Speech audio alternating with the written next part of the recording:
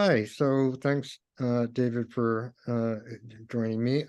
So I wanted to talk about you had a thread on Twitter the other day about long COVID not being a functional neurological disorder. So got a lot of response, including a few people commenting with some concerns or questions.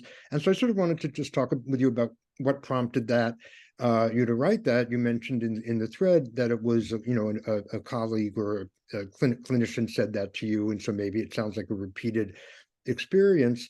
And we have seen a number of these major articles, like in the New Republic, suggesting that many people with long COVID or with the symptom clusters of what we're calling long COVID have either functional disorders, which is sort of a broad term, meaning generally what we used to use the term psychosomatic, but functional is sort of a replacement term where there's no apparent evidence of or organic dysfunction going on. And then we have functional neurological disorder, which is a more sort of subcategory, more specific.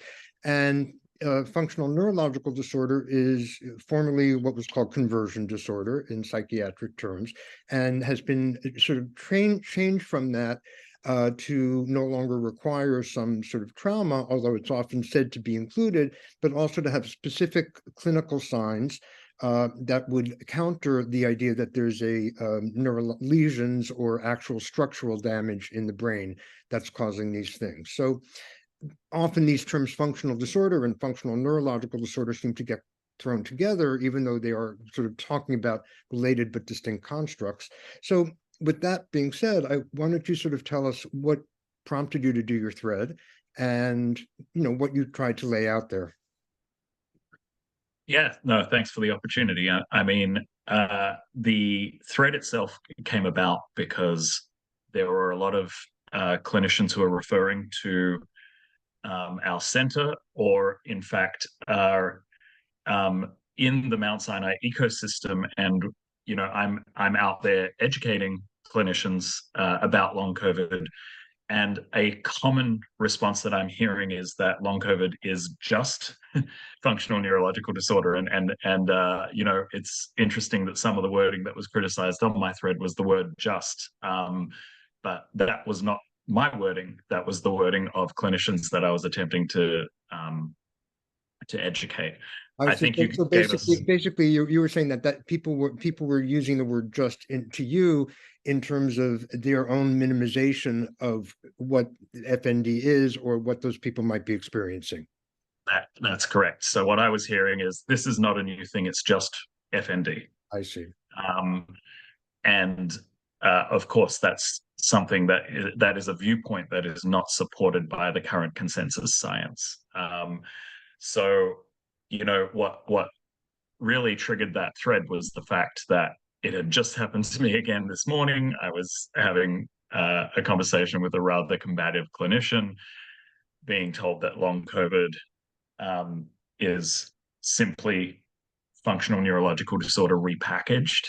Um, and I wanted to set the record straight on the fact that we have an understanding of functional neurological disorder. I think that you did a really good job of framing out the way that it's been described over the years. I thought that I presented, a fairly diplomatic framing of the fact that yes, it has had a troubled history, but um, there are folks who are starting to act in good faith in the FND community who are starting to create diagnostic criteria and starting to bound these issues with science. But the thing that you cannot get away from with functional neurological disorder is the idea that uh, it starts in the brain and then that there are downstream effects. And what I was trying to elucidate in the thread was the idea that with long COVID, we now have high-end, high-quality studies that are being published in leading journals, Nature, Cell, Science, JAMA, which is showing us that every organ in the body is directly under attack in people with long COVID. It's not downstream. It's not something happening in the brain that's causing immune dysregulation and gut dysbiosis and tissue inflammation. That's not the case. What is the case is when you see the tissue inflammation, you see persistent virus causing the issue. When you see microclots, it's because spike proteins are causing endotheliitis. So what I'm trying to get across in the thread is this idea that, with respect to the FND community, we're not seeing a brain change that causes all sorts of troublesome downstream symptoms. When we see a long COVID patient, we see every organ system coming under attack, specific attack. So basically what you're saying is that we don't need to resort to whatever the understanding of long COVID, of functional neurological disorder, that there's sort of miscommunications or misfirings in the brain or something that's causing perceptual problems or causing people to have the problems with voluntary movements and so on and so forth, that you don't need to go there in order to explain what people are experiencing symptom-wise. That's correct. And again, select members of the FND community have criticized the thread, and they've, and the criticisms basically fall into one of two buckets. It's, you don't understand functional neurological disorder the way we understand functional neurological disorder, or you haven't spoken to the community, so you shouldn't say this. In both cases, I would suggest that my clinical background and my research background, I have worked fairly closely with folks with functional neurological disorder diagnoses. I am familiar with the conceptual framework around diagnosing and measuring symptoms of functional neurological disorder. But I think it's important to note that many of the symptoms that are associated with a diagnosis of functional neurological disorder are still not well characterized. So you can talk about non-epileptiform seizures being a diagnostic criteria for functional neurological disorder. Well, many conditions can have non-epileptiform seizures associated with them. Even just a virally mediated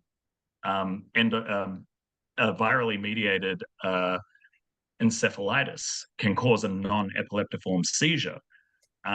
So in other words, you don't need the functional neurological disorder construct or the PNES construct for non-epileptic seizures to explain what are by definition non-epileptic non-epileptiform seizures. Correct. Same with this idiopathic dystonia that emerges in folks with functional neurological disorders. There can be many causes of an idiopathic dystonia. Dystonia, just explain that for oh yes, dystonia just meaning altered muscle tone, such that in some cases your muscles will just freeze in one spot. In other cases, your muscles will be constantly contracting and releasing in a way that is becoming exhausting or painful. But a loss of control of your ability to control your muscle tone, and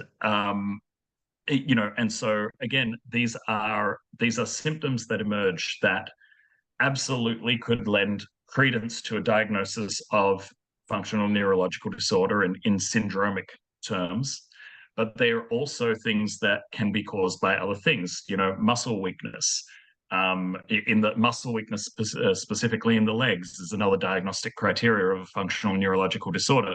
There are many things that can cause muscle weakness in the legs, including, a spinal injury that is not showing up on an MRI scan or an X-ray.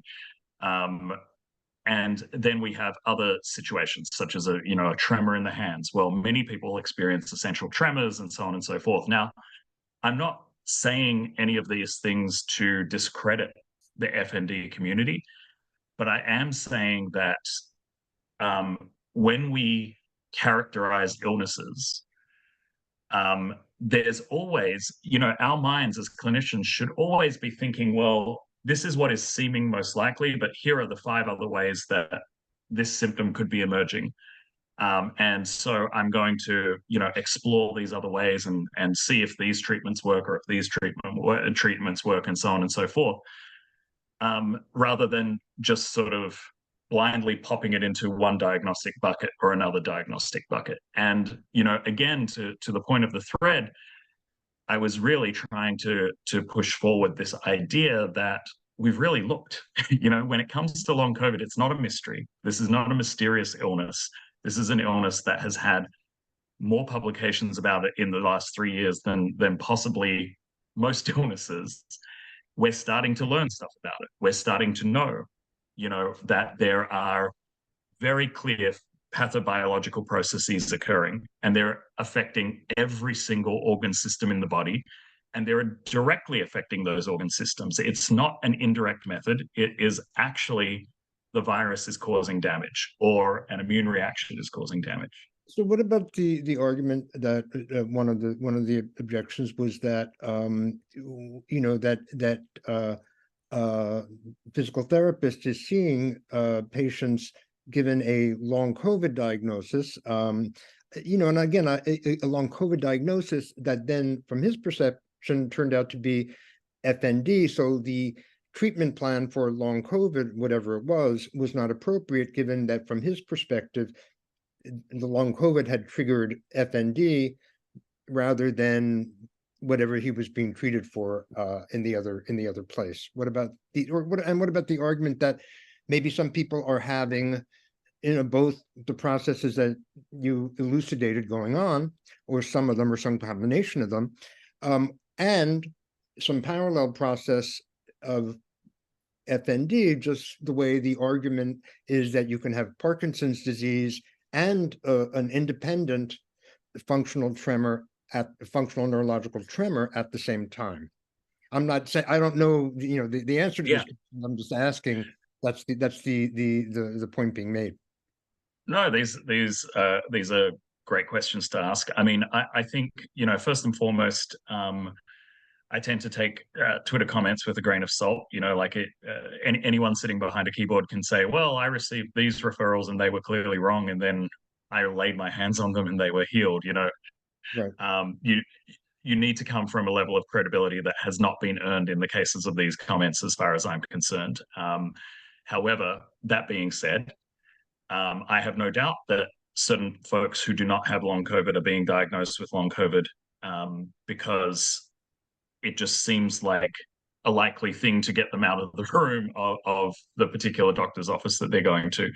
I have no doubt that there are clinicians who are not doing the appropriate follow-up to identify that certain folks with long COVID-like symptoms don't in fact have something else. In fact, we completed a study that is currently under peer review, where we did echocardiograms in over 200 patients who came to our center with long COVID-like symptoms. And in 2% of these patients who had very similar symptoms to people with long COVID, extreme fatigue, post-exertional malaise, shortness of breath on exertion, et cetera, in 2%, we saw cardiac pathology that is, we can't say for sure, of course, because we did not have pre-COVID scans, but we saw structural cardiac pathology that was very, very unlikely to have been caused by the COVID. It was more likely that this was something that was occurring before. That wasn't. And after COVID, and because long COVID was in their consciousness, they were like, well, I am feeling more fatigued, and I'm going to go get this checked out.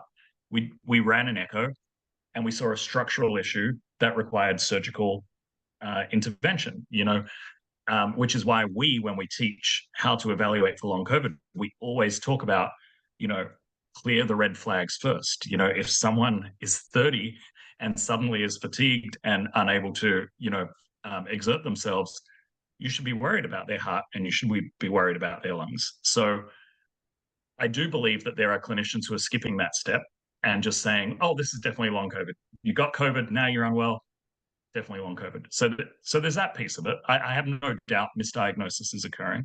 I also think, though, that and as I've sort of mentioned also on Twitter, is this idea that conditions can co-occur, but there's one underlying condition, and then there is another condition that can come about because of the dysregulation that's occurring in the body.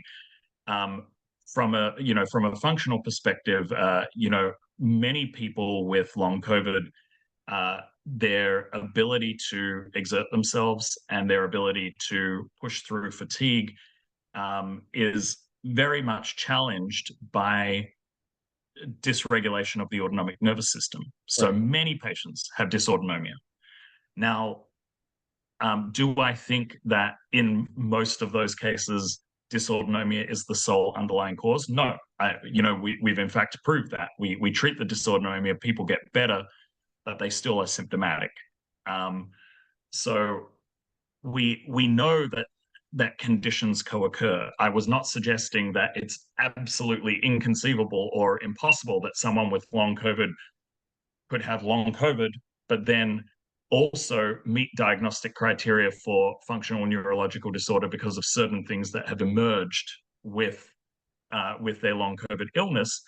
But that's the same as saying if someone develops depression because they're now housebound with long COVID, the main primary issue is the long COVID. Right. Depression came afterwards. So long COVID is still not depression. It is still not just FND. These things may emerge afterwards, but that's a different story. I just want to, I don't know if I said this at the beginning, and I will make this in the introduction, that you're a neuroscientist. So it's not like this is all, you're not just coming to this from the rehabilitation physical therapy world, but you're also a neuroscientist who's done, obviously, neuroscientific research. So this is all not, for people to say, well, you should talk to people with FND as if you have no experience of that is not really a, an argument that holds a huge amount of weight, I would say.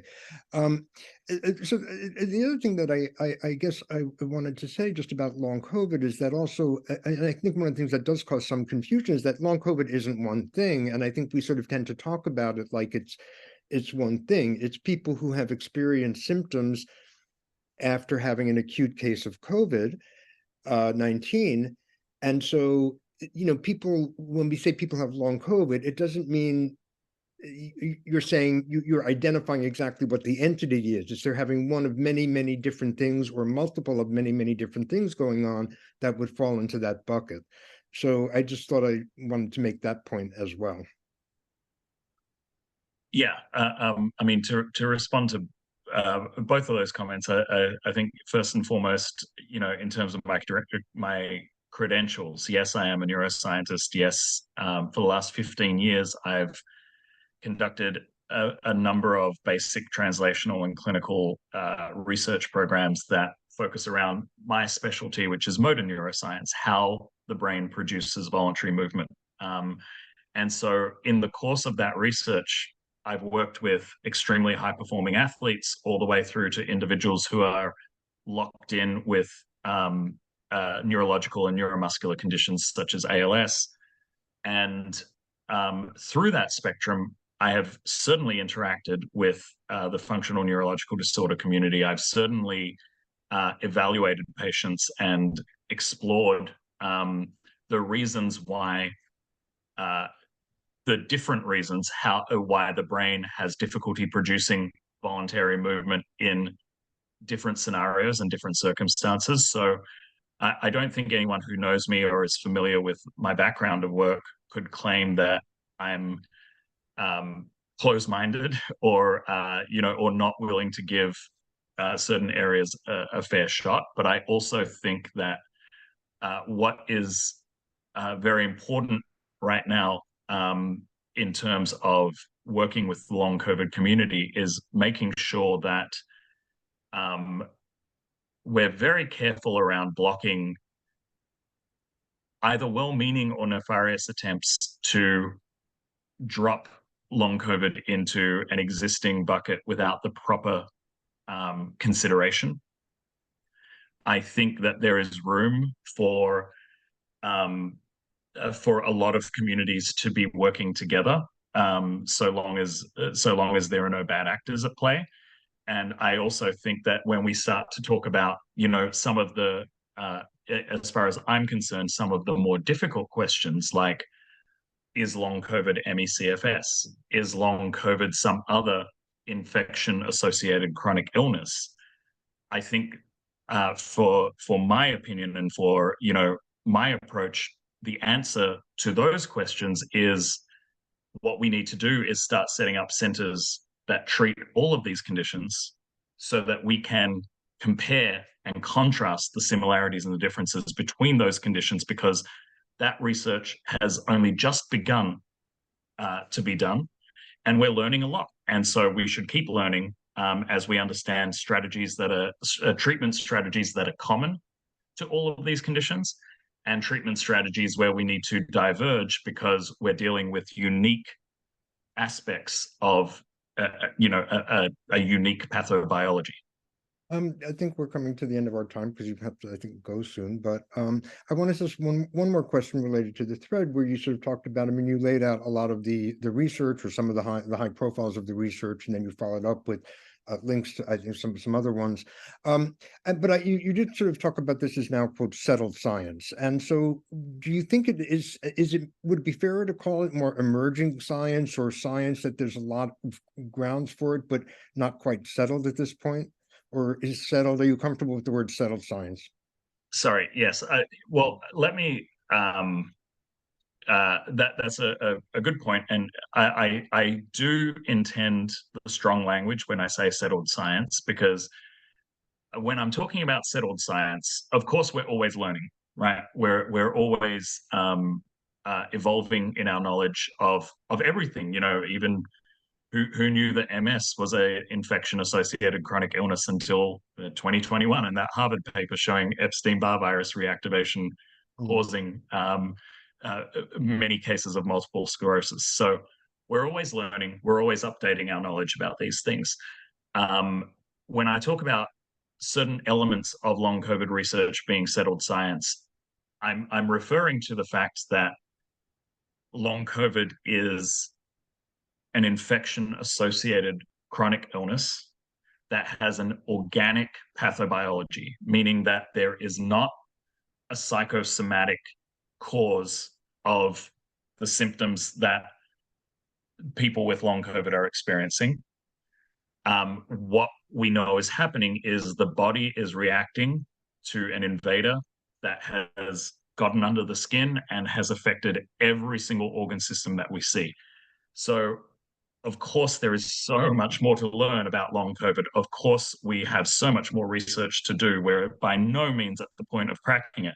But what is settled from the string of research that I showed is that we see that this acute infection of the virus has caused damage and strife and pathobiological processes at every level. It's not the brain changing and therefore downstream things occurring.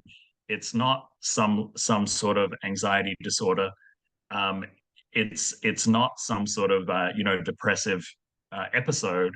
It is very, very clear to anyone who's paying attention that long COVID is occurring because the body is being attacked and damaged by an invader. And to be clear, before we end, finally, you're not saying by that, you're not excluding that some people with long COVID-like symptoms are experiencing them because of depression, anxiety, PTSD, from that is a possible phenomenon, but that's not what we're seeing writ large, that there are going to be some people who fall into that category probably as well. Yeah, there are going to be individuals that fall into the category of having concurrent illness. So they have PTSD and long COVID. They have depression and long COVID, anxiety and long COVID. This is common because it's incredibly distressing to suddenly wake up and have a whole host of symptoms that make no sense, are incredibly debilitating, can hit you at any moment. And suddenly this is your life. That's depressing. that's anxiety inducing. And then the unfortunate treatment that individuals are getting from healthcare professionals who try to other them or try to, minimize their symptoms causes trauma. And so you can get PTSD occurring on top of it. There is no doubt that some of these things are occurring, and that once you have uncontrolled depression or anxiety or PTSD, it is going to worsen your symptoms. These are not conditions that will interact well with long COVID symptoms. These are conditions that will categorically worsen your daily symptom burden.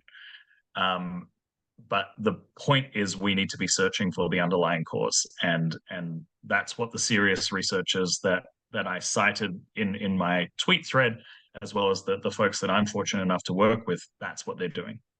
Okay, listen, thanks, David. I'm going to end the recording now. If we stay on for just a second. Hold on.